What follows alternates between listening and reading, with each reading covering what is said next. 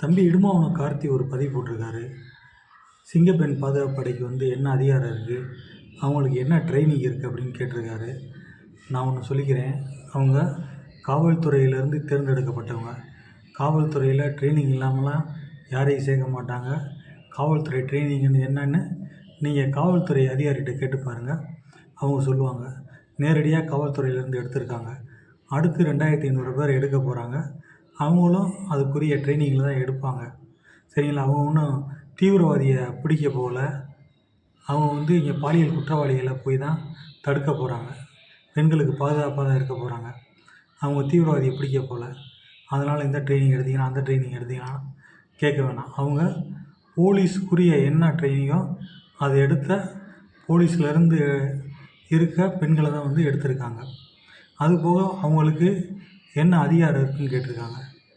என்ன அதிகாரம் இருக்குன்னா, எங்கே பெண்களுக்கு பாதுகாப்பு இல்லாத நிலை இருக்கோ அங்கே போய் சட்டப்படியான நடவடிக்கைகள் எடுக்கிறதுக்கு அவங்களுக்கு அதிகாரம் இருக்குது.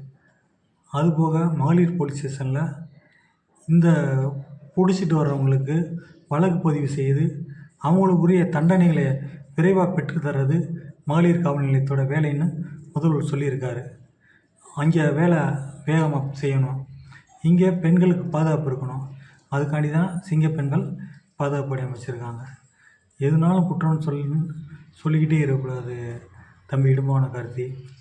என்னமோ தாய்மாமன் சீர் என்றைக்கு உங்களுக்கு வந்துச்சோ அன்னையிலேருந்தே உங்கள் நடவடிக்கையெல்லாம் ஒரு மாதிரியாக தான் இருக்குது.